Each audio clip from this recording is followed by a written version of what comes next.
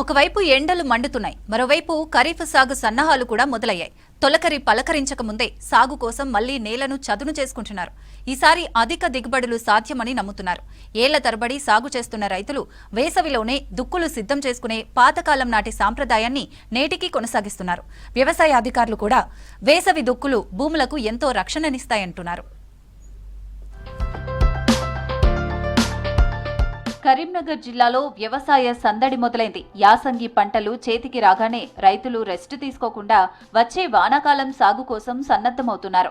మండు వేసవిలో భూమిని వృధాగా వదలకూడదనే ఉద్దేశంతో జిల్లా వ్యాప్తంగా వేసవి దుక్కల పర్వం నడుస్తోంది.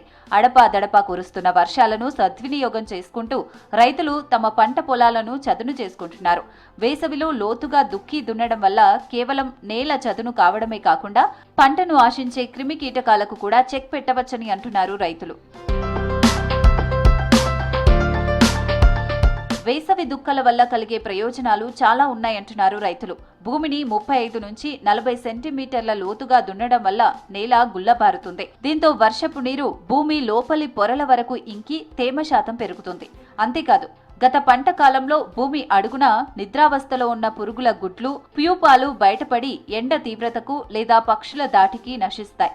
దీనివల్ల రాబోయే పంటలో కాండం తొలిచే పురుగు, కాయ తొలిచే పురుగు వంటి చీడపీడల ఉధృతి గణనీయంగా తగ్గుతుందని చెబుతున్నారు రైతులు. ప్లవ్ దున్నుకొని రెడీ పెట్టుకుంటాం. ఏదైనా పురుగు బూసి ఉన్న చచ్చిపోతుంది. తర్వాత కోడేరు చల్లుకొని కోడేరు కుప్పలు పోసుకొని చల్లుకొని పెట్టుకుంటాం. 6 నెలల మొక్క 6 నెలల 20 తారీఖు మొక్కలు వేసుకుంటాం కోసం తయారు పెట్టుకుంటాం. ఇప్పటిస్తుంది దుక్కులు దున్ని సాగు చేసి పెట్టుకోవడం జరుగుతుంది. ఎందుకంటే ఇందులో ఏమన్నా పురుగులు కానీ క్రిమి కీటక ఏదున్నా కానీ ఎండిపోతే పురుగులన్నీ చచ్చిపోతాయి, చెడు పురుగులన్నీ చచ్చిపోతాయి. ఇది ఎండబెట్టుకోవడం జరుగుతుంది. ఇప్పుడు దున్ని ఎండబెట్టుకుంటాం. తర్వాత 6వ నెలలో మళ్ళీ 6వ నెల 15-20 తారీఖు అట్లా వర్షాలు పడ్డ తర్వాత మొక్కజొన్న సాగు చేయడం జరుగుతుంది.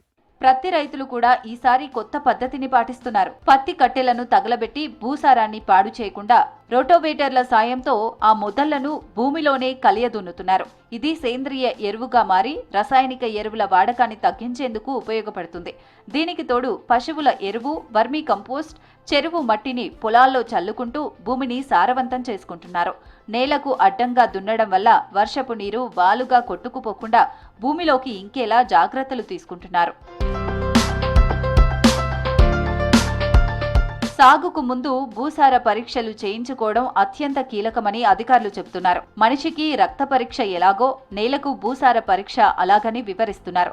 మట్టి నమూనాల ఆధారంగా భూమిలో ఏ పోషకాలు తక్కువగా ఉన్నాయో తెలుసుకుని దానికి అనుగుణంగా ఎరువులు వాడితే అనవసర ఖర్చు తగ్గుతుందంటున్నారు. ఇటు లోతు దుక్కులు చేసుకోవడం వల్ల ప్రయోజనాలు ఏంటంటే ఇంతకుముందు గత పంటకు ఆశించినటువంటి క్రిమి కీటకాలు వాటి యొక్క సంబంధించిన అవశేషాలు కానీ గుడ్లు కానీ లార్వాలు కానీ ఉన్నట్టయితే భూమి లోపల నిక్షిప్తమైనవన్నీ ఈ దుక్కి వల్ల ఎండకి సూర్యరశ్మికి సోకి అవి చనిపోవడం జరిగింది.